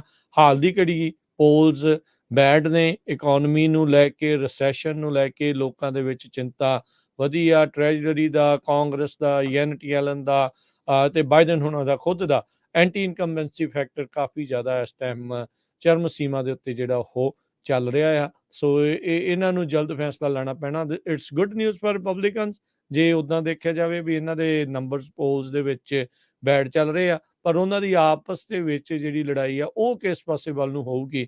ਟਰੰਪ ਵਰਸਸ ਡਿਸੈਂਟਿਸ, ਨਿੱਕੀ ਹੈਲੀ ਤੇ ਹੋਰ ਕਈ ਜਣੇ ਆ, ਉਹਦੇ ਵਿੱਚੋਂ ਕੌਣ ਉੱਭਰ ਕੇ ਆਊਗਾ, ਇਹ ਉਹਨਾਂ ਨੇ ਜਿਹੜਾ ਹੁਣ ਰਿਪਬਲਿਕਨਸ ਨੇ ਜਿਹੜੇ ਪ੍ਰਾਇਮਰੀ ਗੋਵਰਸ ਆ ਉਹ ਵੀ ਦੇਖਣਗੇ। Federal Reserve Bank of Chicago ਦੇ ਪ੍ਰੈਜ਼ੀਡੈਂਟ ਆਸਟਨ ਗੂਲਸਬੀ ਉਹਨਾਂ ਨੇ ਕੱਲ ਵਾਰਨਿੰਗ ਦਿੱਤੀ ਆ ਵੀ ਜੋ ਕ੍ਰੈਡਿਟ ਟਾਈਟਨਿੰਗ ਆ ਉਹ ਇਸ ਟਾਈਮ ਅੰਡਰਵੇ ਹੈਗੀ ਆ ਤੇ ਰਿਸੈਸ਼ਨ ਦੀ ਪੂਰੀ ਪੋਸੀਬਿਲਿਟੀ ਆ। ਸੋ ਕ੍ਰੈਡਿਟ ਟਾਈਟਨਿੰਗ ਦਾ ਮਤਲਬ ਇਹ ਆ ਵੀ ਜਦੋਂ ਤੁਸੀਂ ਲੋਨ ਵਗੈਰਾ ਲੈਂਦੇ ਆ ਉਹ ਕਾਫੀ ਟਾਈਟ ਹੋ ਗਿਆ, ਨੈਚੁਰਲੀ ਇੰਟਰਸਟ ਰੇਟ ਵਧ ਗਏ ਆ ਤੇ ਪੇਮੈਂਟਸ ਬਹੁਤ ਵੱਧ ਗਈਆਂ ਆ। ਕ੍ਰੈਡਿਟ ਵੀ ਚੈੱਕ ਕਰ ਸਾਰਾ ਕੁਝ ਲੋਕਾਂ ਦਾ ਮੈਸਅਪ ਹੋ ਰਿਹਾ ਹੈ ਕਿ ਉਹ ਕ੍ਰੈਡਿਟ ਕਾਰਡ ਬਹੁਤ ਯੂਜ਼ ਹੋ ਰਿਹਾ ਆ ਤੇ ਕਰਜ਼ਾ ਵੱਧ ਸ਼ੋ ਹੋ ਰਿਹਾ ਆ। ਸੋ ਇਹ ਜੋ Federal Reserve Bank of Chicago ਆ ਉਹਦੇ ਪ੍ਰੈਜ਼ੀਡੈਂਟ ਨੇ ਕੱਲ ਜੋ ਜਾਰੀ ਕੀਤੀ ਆ ਸਟੇਟਮੈਂਟ, ਯੂਐਸ ਦੀ ਇਕਨੋਮੀ ਤੇ ਫਾਈਨਾਂਸ ਨੂੰ ਲੈ ਕੇ ਸ਼ੋ ਸਿਕਿਉਰਿਟੀ ਚੈਕਸ, ਡੈਬਟ ਸੀਲਿੰਗ, ਕੰਜ਼ਿਊਮਰ ਪ੍ਰਾਈਸ ਇੰਡੈਕਸ, ਇਹ ਸਾਰਾ ਕੁਝ ਹੌਟ ਨਿਊਜ਼ ਅੱਜ ਕੱਲ ਬਣਿਆ ਹੋਇਆ ਹੈ। ਡਾਓ ਵੀ ਡਾਊਨ ਗਿਆ ਸੀ ਫਰਾਈਡੇ। ਇਨਫਲੇਸ਼ਨ ਡਾਟਾ ਜੋ ਆਣਾ ਹੈਗਾ ਆ ਕੱਲ ਨੂੰ ਆਣਾ ਆ। ਅੱਜ ਕ੍ਰਿਪਟੋ ਕਰੰਸੀ ਜੋ ਬਾਈਨਾਂਸ ਹੈ ਉਹਨੂੰ ਪੌਜ਼ ਕਰਨਾ ਪਿਆ 2 ਵਾਰ 24 ਘੰਟਿਆਂ ਦੇ ਵਿੱਚ। ਡਿਜੀਟਲ ਕੋਇਨ ਦੀ ਕੀਮਤਾਂ ਡਿੱਗ ਪਈਆਂ। ਯੂਐਸ ਦੀ ਇਕਨੋਮੀ ਨੇ 2,53,000 ਦੇ ਕਰੀਬ ਜੌਬਸ ਕ੍ਰੀਏਟ ਕੀਤੀਆਂ ਸੀ ਅਪ੍ਰੈਲ ਮਹੀਨੇ ਦੇ ਵਿੱਚ, ਪਰ ਅਨਪਲਾਇਮੈਂਟ ਜੋ ਲੋਕ ਰਹਿ ਰਹੇ ਆ ਉਹ ਵੱਧ ਹੈਗੀ ਹਜੇ ਵੀ। 1.8 ਮਿਲੀਅਨ ਦੇ ਕਰੀਬ ਲੋਕ ਅਨਪਲਾਇਮੈਂਟ ਕਲੈਕਟ ਕਰ ਰਹੇ ਹੈਗੇ ਆ। ਜੇ ਡੈਬਟ ਸੀਲਿੰਗ ਦੇ ਰੇਜ਼ ਨਾ ਕੀਤੀ ਗਈ ਤੇ ਯੂਐਸ ਦੀ ਗਵਰਨਮੈਂਟ ਜੋ ਆ ਉਹ ਲੋਨਸ ਦੇ ਉੱਤੇ ਡਿਫਾਲਟ ਕਰ ਸਕਦੀ ਹੈ। ਟ੍ਰਿਲੀਅਨਸ ਆਫ ਡਾਲਰ ਦੇ ਲੋਨ ਜਿਹੜੇ ਆ ਯੂਐਸ ਗਵਰਨਮੈਂਟ ਉਹ ਕਰਦੀ ਹੈਗੀ ਆ। ਸੋ ਸਿਚੁਏਸ਼ਨ ਕਾਫੀ ਇਕਨੋਮੀ ਦੀ ਬੈਡ ਆ।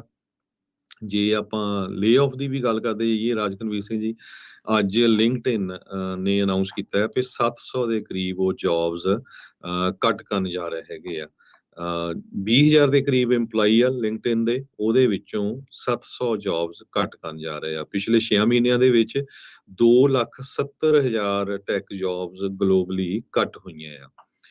ਤੇ ਜੇ ਲਿੰਕਡਇਨ ਤੋਂ ਬਾਅਦ ਆਪਾਂ ਇੰਟਲ ਦੀ ਗੱਲ ਕਰਦੇ ਜਾਈਏ, ਇੰਟਲ ਨੇ ਵੀ ਅੱਜ ਅਨਾਉਂਸ ਕੀਤਾ ਹੈ ਵੀ ਉਹ ਕਾਫੀ ਵੱਡਾ ਲੇ ਆਫ ਕਰਨ ਜਾ ਰਹੇ ਆ। ਉਹਨਾਂ ਨੂੰ ਇਸ ਕੁਆਟਰ ਦਾ ਜੋ ਪਹਿਲਾ ਕੁਆਟਰ ਸੀ ਕਾਫੀ ਵੱਡਾ ਲਾਸ ਹੋਇਆ ਆ। ਸੋ ਉਹ ਕਹਿੰਦੇ ਵੀ ਸਾਡੇ ਕੋਲ ਵੀ ਕੋਈ ਆਪਸ਼ਨ ਨਹੀਂ ਹੈਗੀ।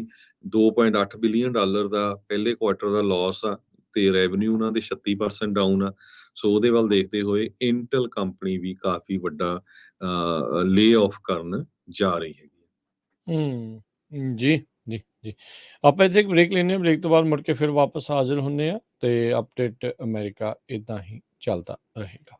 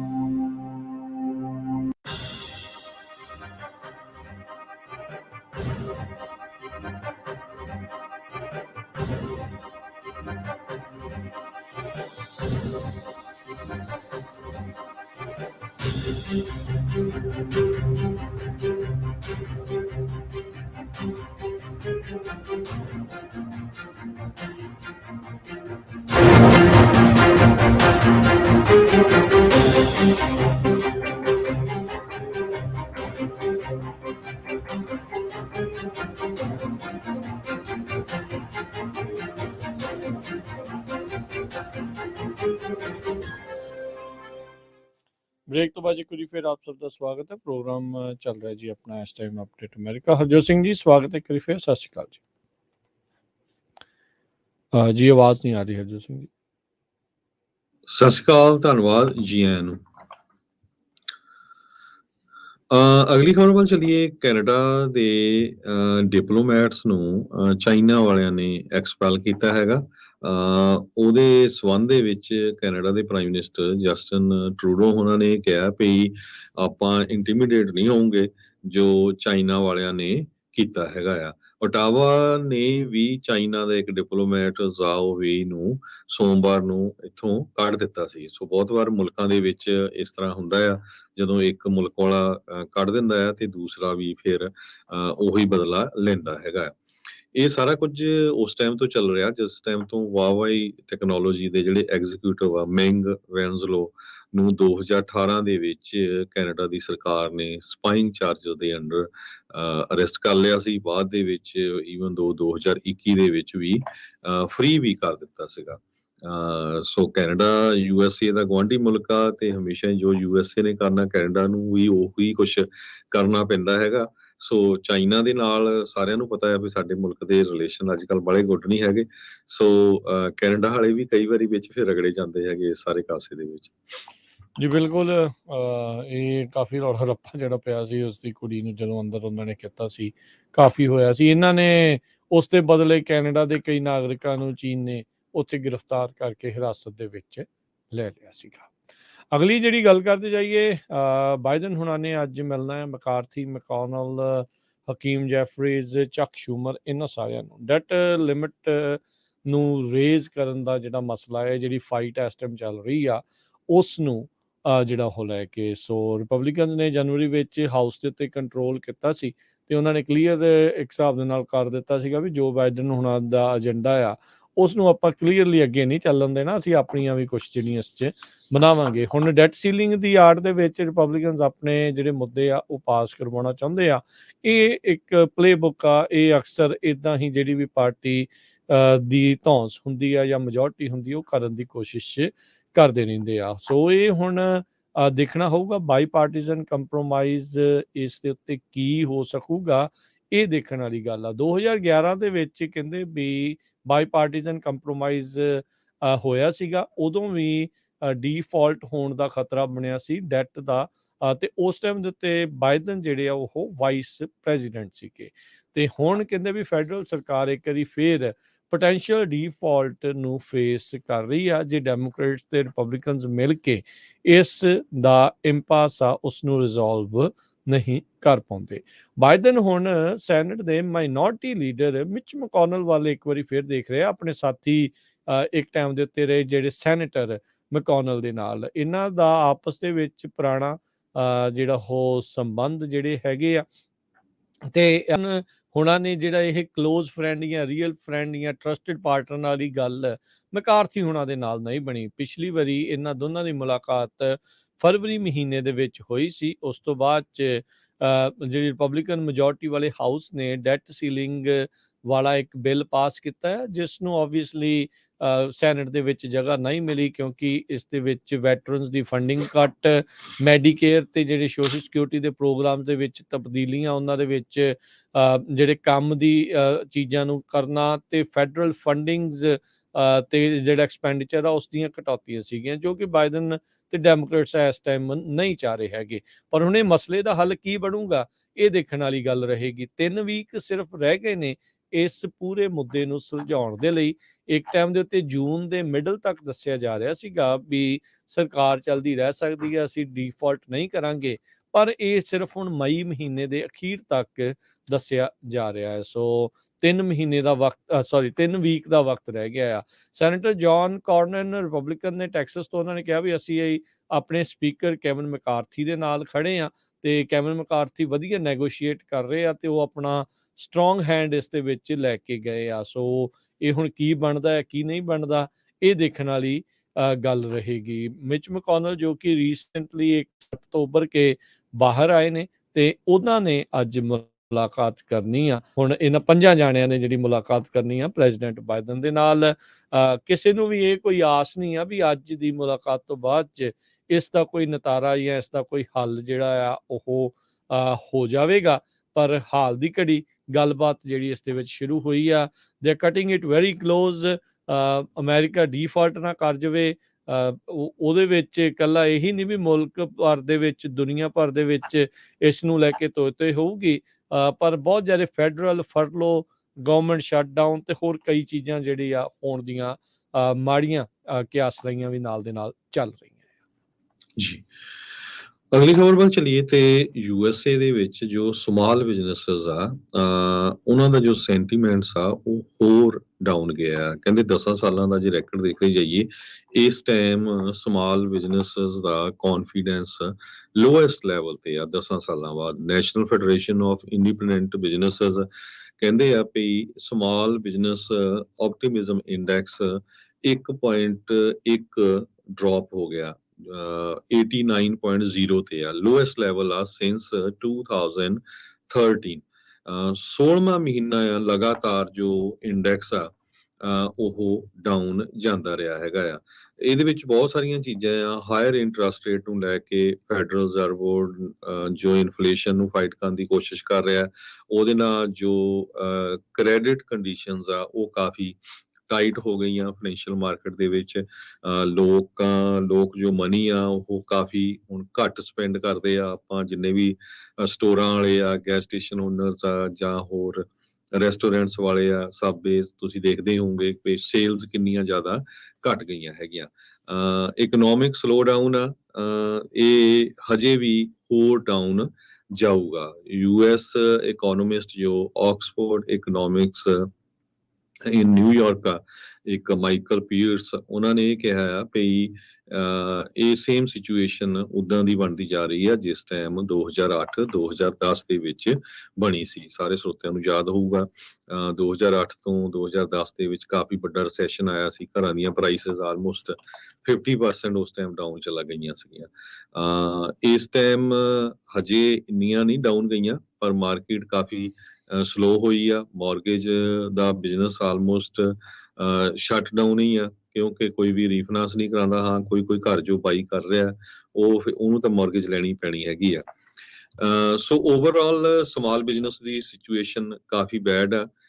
ਇੱਕ ਪੁਆਇੰਟ ਤੋਂ ਗੁੱਡ ਹੈਗਾ ਸਮਾਲ ਬਿਜ਼ਨਸ ਦੇ ਲਈ ਵੀ ਹੁਣ ਉਹਨਾਂ ਨੂੰ ਲੇਬਰ ਮਿਲ ਰਹੀ ਹੈਗੀ ਆ। ਜੋ ਸਿਚੁਏਸ਼ਨ ਸਾਲ 1.5 ਸਾਲ ਪਹਿਲਾਂ ਸੀ ਵੀ ਰੈਸਟੋਰੈਂਟਸ ਓਨਰਸ ਜਾਂ ਸਟੋਰਾਂ ਵਾਲੇ ਆ, ਗੈਸ ਸਟੇਸ਼ਨ ਓਨਰਸ ਆ, ਉਹਨਾਂ ਨੂੰ ਉਸ ਟਾਈਮ ਇੰਪਲਾਈਜ਼ ਨਹੀਂ ਮਿਲ ਰਹੇ ਸੀ। ਹੁਣ ਕਾਫੀ ਇੰਪਲਾਈਜ਼ ਮਿਲ ਰਹੇ ਹੈਗੇ, ਕਿਉਂਕਿ ਬਾਕੀ ਇੰਡਸਟਰੀ ਦੇ ਵਿੱਚ ਕਾਫੀ ਕੁਝ ਸਲੋ ਚੱਲ ਰਿਹਾ ਹੈਗਾ। ਹਜੇ ਵੀ ਅਮਰੀਕਾ ਦੇ ਵਿੱਚ ਮਾਰਚ ਮਹੀਨੇ 'ਚ ਕਹਿੰਦੇ ਪਈ 1.6 ਜੌਬ ਓਪਨਿੰਗਸ ਹੈਗੀਆਂ ਹਰ ਇੱਕ ਅਨਪਲਾਇਡ ਬੰਦੇ ਦੇ ਲਈ, ਪਰ ਹਾਈ ਪੇਇੰਗ ਜੌਬਸ ਜੋ ਆ ਉਹ ਕਾਫੀ ਘੱਟ ਹੋਈਆਂ ਹੈਗੀਆਂ। 33% ਓਨਰਸ ਨੇ ਰਿਪੋਰਟ ਕੀਤਾ ਹੈ ਕਿ ਉਹਨਾਂ ਨੇ ਜੋ ਸੈਲਿੰਗ ਪ੍ਰਾਈਸਿਸ ਆ ਉਹ ਇਨਕਰੀਜ਼ ਵੀ ਕੀਤੀਆਂ, ਕਿਉਂਕਿ ਸਾਰੇ ਪਾਸੇ ਇਹ ਇਨਕਰੀਜ਼ ਹੋਇਆ, ਪਰ ਓਵਰਆਲ ਜੋ ਸੇਲਸ ਆ ਉਹ ਕਾਫੀ ਡਾਊਨ ਗਈਆਂ ਤੇ ਸਮਾਲ ਬਿਜ਼ਨਸ ਨੂੰ ਇਸ ਟਾਈਮ ਸਰਵਾਈਵ ਕਰਨਾ ਕਾਫੀ ਔਖਾ ਹੋਇਆ ਹੈ। ਜੀ। ਫੈਡ ਦੇ ਜੌਨ ਵਿਲੀਅਮਸ ਉਹਨਾਂ ਨੇ ਕਿਹਾ ਵੀ ਟਾਈਮ ਲੱਗੂਗਾ ਇਨਫਲੇਸ਼ਨ ਨੂੰ 2% ਦੇ ਉੱਤੇ ਮੁੜ ਕੇ ਲਿਆਉਣ ਦੇ ਲਈ, ਜਿਹੜੀ ਟਾਰਗੇਟ ਹੈਗੀ ਆ ਫੈਡ ਰਿਜ਼ਰਵ ਦੀ। ਨਿਊਯਾਰਕ ਫੈਡ ਦੇ ਪ੍ਰੈਜ਼ੀਡੈਂਟ ਨੇ ਜੌਨ ਵਿਲੀਅਮਸ, ਉਹਨਾਂ ਨੇ ਚੇਤਾਵਨੀ ਦਿੰਦੇ ਹੋਏ ਆਖਿਆ ਵੀ ਇਹ ਜਿਹੜੀ ਮੋਨਿਟਰੀ ਪਾਲਿਸੀ ਦੇ ਤਹਿਤ ਇਹ ਸੋਚ ਰਹੇ ਆ ਵੀ ਜਿਹੜੀ ਇਨਫਲੇਸ਼ਨ ਆ ਉਸ ਨੂੰ 2% ਦੇ ਉੱਤੇ ਟਾਰਗੇਟ ਲਿਆਉਣਾ ਆ, ਉਸ ਨੂੰ ਅਜੇ ਕਾਫੀ ਵਕਤ ਲੱਗ ਸਕਦਾ ਆ। ਤੇ ਕਹਿੰਦੇ ਅਸੀਂ ਇਹ ਨਹੀਂ ਕਿਹਾ ਵੀ ਅਸੀਂ ਰੇਟਸ ਨੂੰ ਵਧਾਉਣਾ ਜਿਹੜਾ ਹੈ ਉਸ ਨੂੰ ਡਨ ਹੋ ਚੁੱਕੇ ਆ।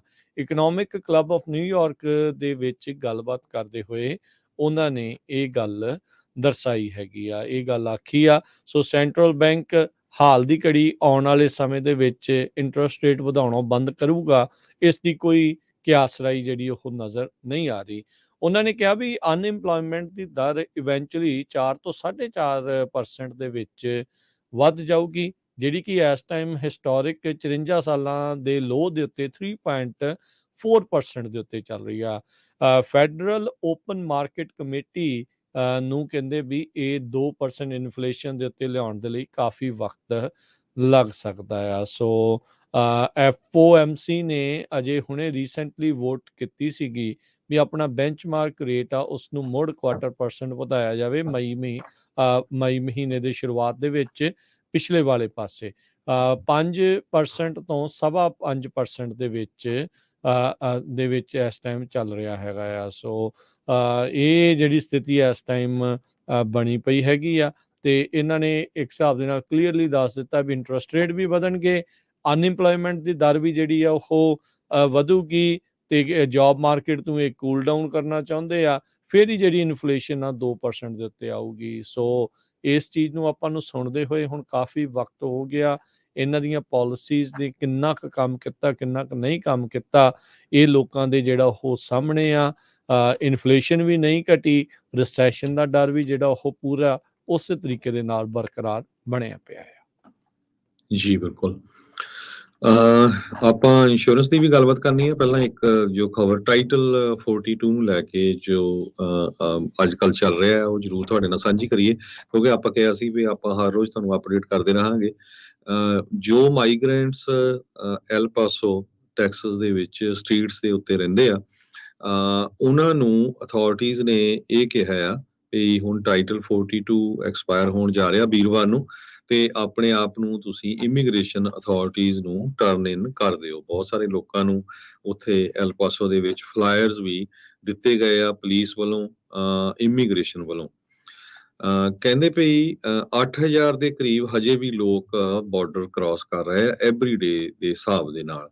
ਫੈਡਰਲ ਗਵਰਨਮੈਂਟ ਐਸਟੀਮੇਟ ਕਰ ਰਹੀ ਹੈ ਵੀ 1.5 ਲੱਖ ਦੇ ਕਰੀਬ ਮਾਈਗ੍ਰੈਂਟਸ ਸ਼ੈਲਟਰਸ ਦੇ ਵਿੱਚ ਵੇਟ ਕਰ ਰਹੇ ਆ ਮੈਕਸੀਕੋ ਦੇ ਵਿੱਚ। ਜਦੋਂ ਵੀ ਟਾਈਟਲ ਖਤਮ ਹੋਊਗਾ ਉਸ ਟਾਈਮ ਦੇ ਉੱਤੇ ਉਹ ਯੂਐਸਏ ਦੇ ਵਿੱਚ ਐਂਟਰ ਕਰ ਜਾਣਗੇ। ਹਾਲਾਂਕਿ ਯੂਐਸ ਨੇ ਆਲਰੇਡੀ 1500 ਦੇ ਕਰੀਬ ਬਾਰਡਰ ਦੇ ਉੱਤੇ ਜੋ ਆਫੀਸਰਸ ਆ ਉਹ ਵੀ ਲਾ ਦਿੱਤੇ ਆ, ਜਿਹੜੀ ਰਿਜ਼ਰਵ ਆ ਉਹਨਾਂ ਨੂੰ ਵੀ ਬੁਲਾਇਆ ਗਿਆ ਆ। ਬਹੁਤ ਵੱਡੀ ਗਿਣਤੀ ਦੇ ਵਿੱਚ ਲੋਕ ਯੂਐਸ ਮੈਕਸੀਕੋ ਬਾਰਡਰ ਤੇ ਇਕੱਠੇ ਹੋਏ ਸੀ। ਟਾਈਟਲ 42 ਉਸ ਟਾਈਮ ਹੋਇਆ ਸੀ ਜਿਸ ਟਾਈਮ ਦੇ ਉੱਤੇ ਕਰੋਨਾ ਦਾ ਬਹੁਤ ਜ਼ਿਆਦਾ ਰੌਲਾ ਪਿਆ ਸੀ। ਉਸ ਟਾਈਮ ਤੇ ਕਰੋਨਾ ਨੂੰ ਘਟਾਉਣ ਦੇ ਲਈ ਪ੍ਰੈਜ਼ੀਡੈਂਟ ਟਰੰਪ ਉਹਨਾਂ ਦੀ ਐਡਮਿਨਿਸਟ੍ਰੇਸ਼ਨ ਨੇ ਇਹ ਲੈ ਕੇ ਆਏ ਸੀ ਕਿ ਕੋਈ ਵੀ ਬੰਦਾ ਜੋ ਕ੍ਰਾਸ ਕਰਕੇ ਆਇਆ ਉਹਨੂੰ ਐਂਟਰ ਨਾ ਹੋਣ ਦਿਓ, ਉਹਨੂੰ ਕਹੋ ਵੀ ਮੈਕਸੀਕੋ 'ਚ ਰਹੋ, ਉੱਥੇ ਤੁਹਾਡੀ ਜੋ ਐਪਲੀਕੇਸ਼ਨ ਆ ਉਹ ਪ੍ਰੋਸੈਸ ਕਰਾਂਗੇ। ਪਰ ਬਹੁਤ ਸਾਰੇ ਲੋਕ ਲੰਘਦੇ ਵੀ ਰਹੇ ਆ ਉੱਥੋਂ, ਆਪਾਂ ਸਾਰਿਆਂ ਨੂੰ ਪਤਾ ਹੀ ਆ। ਪਰ ਹੁਣ ਜੋ ਸਿਚੁਏਸ਼ਨ ਬਣ ਜਾ ਰਹੀ ਆ ਉਹਦੇ ਨਾਲ ਈਵਨ ਡੈਮੋਕ੍ਰੇਟਸ ਦੀਆਂ ਹੀ ਸਰਕਾਰਾਂ, ਜੋ ਖਾਸ ਕਰਕੇ ਨਿਊਯਾਰਕ ਦੇ ਮੇਅਰ ਆ, ਉਹੀ ਹੁਣ ਡੈਮੋਕ੍ਰੇਟਸ ਦੇ ਉਲਟ ਹੋਇਆ ਵੀ ਭਾਈ ਤੁਸੀਂ ਕੁਛ ਨਾ ਕੁਛ ਕੰਟਰੋਲ ਕਰੋ। ਉਧਰ ਜੋ ਟੈਕਸਸ ਦੇ ਗਵਰਨਰ ਹੈਗੇ ਆ ਉਹਨਾਂ ਨੇ ਤਾਂ ਆਲਰੇਡੀ ਕਿਹਾ ਆ ਵੀ ਇਹ ਟਾਈਟਲ 42 ਖਤਮ ਹੋਣ ਤੋਂ ਬਾਅਦ ਕਹਿੰਦੇ ਵੀ ਬਾਈਡਨ ਐਡਮਿਨਿਸਟ੍ਰੇਸ਼ਨ ਦਾ ਤਾਂ ਇਹ ਕੰਮ ਆ ਵੀ ਅਸੀਂ ਹੁਣ ਟਾਟ ਵਿਛਾਤੇ ਆ, ਕਾਰਪੇਟ ਵਿਛਾਤੀ ਵੀ ਚੁੱਪ ਕਰਕੇ ਜਿੰਨੇ ਵੀ ਲੋਕ ਆ ਪੂਰੀ ਦੁਨੀਆ ਦੇ ਉਹ ਬਾਰਡਰ ਕ੍ਰਾਸ ਕਰਕੇ ਆ ਜਾਣ ਤੇ ਅਮਰੀਕਾ ਦੇ ਵਿੱਚ ਐਂਟਰ ਹੋ ਜਾਣ। ਦੂਸਰੇ ਪਾਸੇ ਲੋਕਾਂ ਦੇ ਵਿੱਚ ਇਮੀਗ੍ਰੈਂਟਸ ਨੂੰ ਲੈ ਕੇ ਬਹੁਤ ਗੁੱਸਾ ਆ ਉਹਨਾਂ ਸਟੇਟਸ ਦੇ ਵਿੱਚ ਜਿੱਥੇ ਮਿਨੋਰਟੀ ਦੇ ਵਿੱਚ ਹੈਗੇ ਇਮੀਗ੍ਰੈਂਟਸ। ਆਪਾਂ 2 ਇਨਸੀਡੈਂਟਸ ਟੈਕਸਸ ਦੀਆਂ ਹੋਈਆਂ ਆ, ਸਵੇਰੇ ਵੀ ਖਬਰ ਸਾਂਝੀ ਕੀਤੀ ਸੀ, ਸ਼ੂਟਿੰਗ ਕਿਸ ਤਰ੍ਹਾਂ ਜਿਹੜੀ ਹੇਟ ਆ, ਤੇ ਦੂਸਰਾ ਟੈਕਸਸ ਦੇ ਵਿੱਚ ਹੀ ਇੱਕ ਬੱਸ ਸਟਾਪ ਤੇ ਉਹ ਸਾਰੇ ਨਵੇਂ ਇਮੀਗ੍ਰੈਂਟ ਸੀ ਜਿਹੜੇ ਬੱਸ ਚੜ੍ਹਨ ਨੂੰ ਖੜੇ ਸੀ, ਜਿਨ੍ਹਾਂ ਨੂੰ ਇੱਕ ਕਾਰ ਦੇ ਥੱਲੇ ਮਾਰ ਦਿੱਤਾ ਗਿਆ 8 ਦੇ ਕਰੀਬ। ਸੋ ਸਿਚੁਏਸ਼ਨ ਬੜੀ ਟੈਂਸ ਇਸ ਟਾਈਮ ਬਣੀ ਹੋਈ ਆ, ਖਾਸ ਕਰਕੇ ਬਾਰਡਰ ਸਟੇਟ ਟੈਕਸਸ ਵੱਲ। ਕੈਲੀਫੋਰਨੀਆ ਤੁਹਾਨੂੰ ਪਤਾ ਹੀ ਹੈ ਵੀ ਥੋੜੀ ਲਿਬਰਲ ਸਟੇਟ ਆ, ਉੱਥੇ ਇਦਾਂ ਦੀ ਜਿਹੜੀ ਜ਼ਿਆਦਾ ਸਿਚੁਏਸ਼ਨ ਨਹੀਂ, ਪਰ ਬਾਰਡਰ ਦੇ ਉੱਤੇ ਆਲਰੇਡੀ 1500 ਦੇ ਕਰੀਬ ਐਕਟਿਵ ਡਿਊਟੀ ਟਰੂਪਸ ਲਾ ਦਿੱਤੇ ਗਏ ਹੈਗੇ ਆ। ਤੇ ਹੋਰ ਵੀ ਕਹਿੰਦੇ ਵੀ ਫੈਡਰਲ ਸਰਕਾਰ ਕਹਿ ਰਹੀ ਵੀ ਅਸੀਂ ਉੱਥੇ ਭੇਜਾਂਗੇ।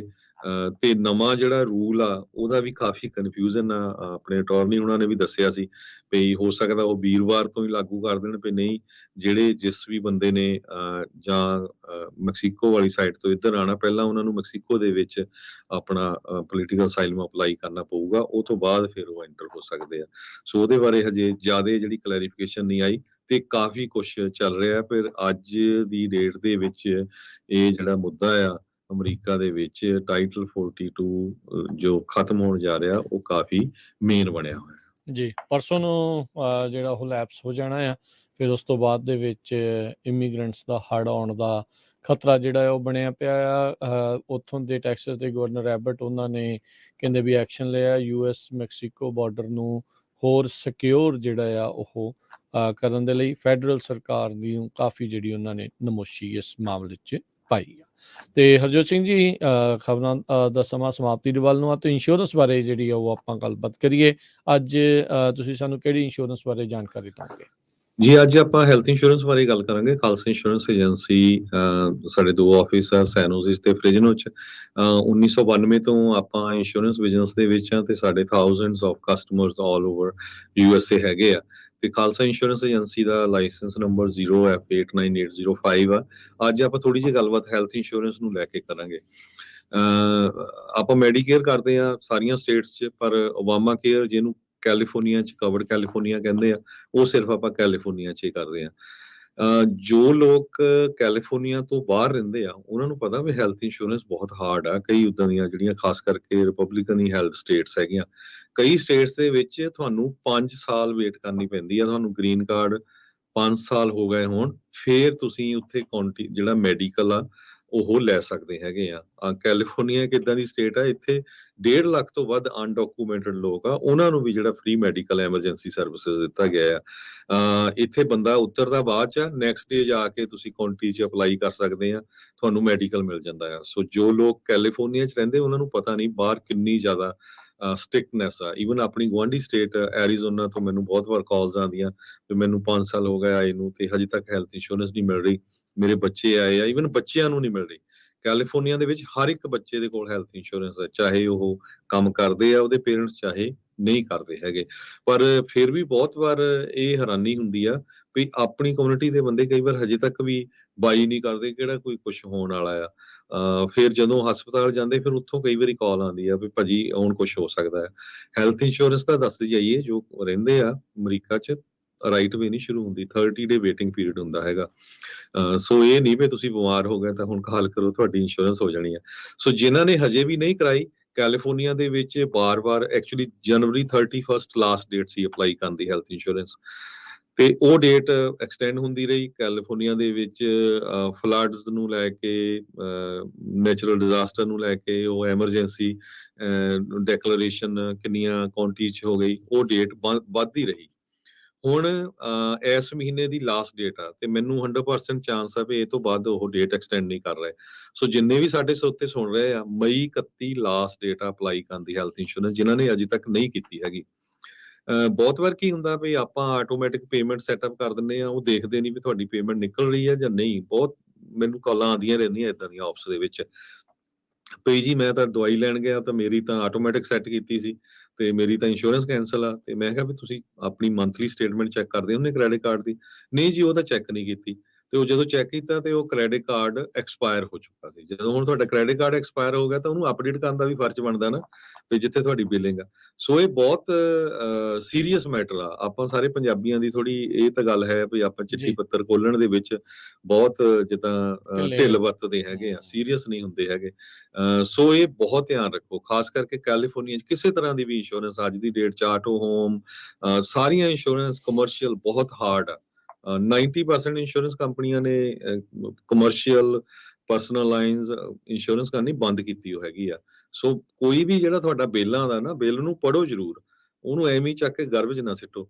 ਤੇ ਜੇ ਨਹੀਂ ਅੰਡਰਸਟੈਂਡ ਹੁੰਦਾ, ਕਈ ਵਾਰੀ ਕੋਈ ਬੱਚਾ ਆ ਤੁਹਾਡਾ ਜਾਂ ਕੋਈ ਗੁਆਂਢੀ ਆ, ਉਹਦੇ ਨਾਲ ਗੱਲਬਾਤ ਕਰ ਲਿਆ ਕਰੋ, ਹਨਾ। ਉਹ ਕਿਸੇ ਨੂੰ ਦਿਖਾਲਤਾ, ਜਿੱਥੇ ਕੰਮ ਕਰਦੇ ਆ ਉਹਨਾਂ ਨੂੰ ਦਿਖਾਲ ਸਕਦੇ ਆ, ਗੁਰਦੁਆਰੇ ਜਾਂਦੇ ਆ ਕਿਸੇ ਨੂੰ ਵੀ ਭਾਈ ਆ ਮੇਰੀ ਕਰ ਦਿਓ ਜ਼ਰੂਰ। ਆਪਣੀ ਕਮਿਊਨਿਟੀ ਹੈਲਪ ਬਹੁਤ ਕਰਦੀ ਹੈ ਇੱਕ ਦੂਜੇ ਦੀ, ਸੋ ਇਹ ਧਿਆਨ ਰੱਖਿਆ ਕਰੋ। ਸੋ ਇਹੀ ਅੱਜ ਮੈਂ ਦੱਸਣਾ ਸੀ ਵੀ ਜਿੰਨੇ ਵੀ ਲੋਕਾਂ ਨੇ ਹੈਲਥ ਇੰਸ਼ੋਰੈਂਸ ਨਹੀਂ ਕਰਾਈ, ਕਿਉਂਕਿ ਅੱਜ ਕੱਲ੍ਹ ਲੇ ਆਫ ਬਹੁਤ ਹੋ ਰਹੀ ਆ, ਲੇ ਆਫ ਦੇ ਨਾਲ ਤੁਹਾਡੀ ਹੈਲਥ ਇੰਸ਼ੋਰੈਂਸ ਵੀ ਕੈਂਸਲ ਹੋ ਜਾਂਦੀ ਆ। ਬਹੁਤ ਵਾਰ ਕੰਪਨੀਆਂ ਤੁਹਾਨੂੰ ਕੋਬਰਾ ਇੰਸ਼ੋਰੈਂਸ ਦਿੰਦੀਆਂ, ਪਰ ਕੋਬਰਾ ਇੰਸ਼ੋਰੈਂਸ ਦੇ ਰੇਟਸ ਬਹੁਤ ਹਾਈ ਹੁੰਦੇ ਹੈਗੇ ਆ, ਬਹੁਤ ਮਹਿੰਗੀ ਹੁੰਦੀ ਆ ਉਹ। ਸੋ ਉਹ ਵੀ ਜਿਹੜੀ ਹੈ ਇੰਸ਼ੋਰੈਂਸ ਕਰਾ ਸਕਦੇ। ਮਈ 31 ਲਾਸਟ ਡੇਟ ਆ ਕੈਲੀਫੋਰਨੀਆ ਦੇ ਵਿੱਚ ਕਵਰਡ ਕੈਲੀਫੋਰਨੀਆ ਕਰਾਉਣ ਦੀ। ਉਸ ਤੋਂ ਬਾਅਦ ਫਿਰ ਜੇ ਕੋਈ ਮੂਵ ਹੁੰਦਾ ਆ ਨਵਾਂ, ਮੰਨ ਲਓ ਕੋਈ ਇੰਡੀਆ ਤੋਂ ਆਉਂਦਾ ਆ, ਕਿਸੇ ਹੋਰ ਸਟੇਟ ਤੋਂ ਮੂਵ ਹੁੰਦਾ ਆ, ਉਹ ਵਿਦਿਨ 30 ਡੇਜ਼ ਇੰਸ਼ੋਰੈਂਸ ਕਰਾ ਸਕਦਾ। ਪਰ ਉਹਦੇ ਪ੍ਰੂਫ ਫਿਰ ਲੈਣੇ ਪੈਂਦੇ ਆ ਵੀ ਉਹਦੇ ਡਰਾਈਵਿੰਗ ਲਾਇਸੈਂਸ ਦੀ ਕਾਪੀ, ਜਾਂ ਕੋਈ ਲੀਜ਼ ਐਗਰੀਮੈਂਟ, ਜਾਂ ਜੋ ਹੋਰ ਸਟੇਟ ਤੋਂ ਮੂਵ ਹੋ ਰਿਹਾ ਉਹਦੀ ਪਹਿਲਾਂ ਜਿਹੜੀ ਇੰਸ਼ੋਰੈਂਸ ਆ ਉਹਦਾ ਪ੍ਰੂਫ, ਇਹ ਸਾਰਾ ਕੁਝ ਚਾਹੀਦਾ ਹੁੰਦਾ ਹੈਗਾ। ਬਾਕੀ ਪਰਿਵਾਰ ਦੇ ਵਿੱਚ ਕਿਸੇ ਦਾ ਵਿਆਹ ਹੋ ਗਿਆ, ਕਿਸੇ ਦੇ ਬੱਚਾ ਹੋ ਗਿਆ, ਉਹ ਸਾਰਾ ਸਾਲ ਤੁਸੀਂ ਕਰ ਸਕਦੇ ਹੋ, ਉਹ ਵੀ ਵਿਦਿਨ 30 ਡੇਜ਼ ਦੇ ਵਿੱਚ।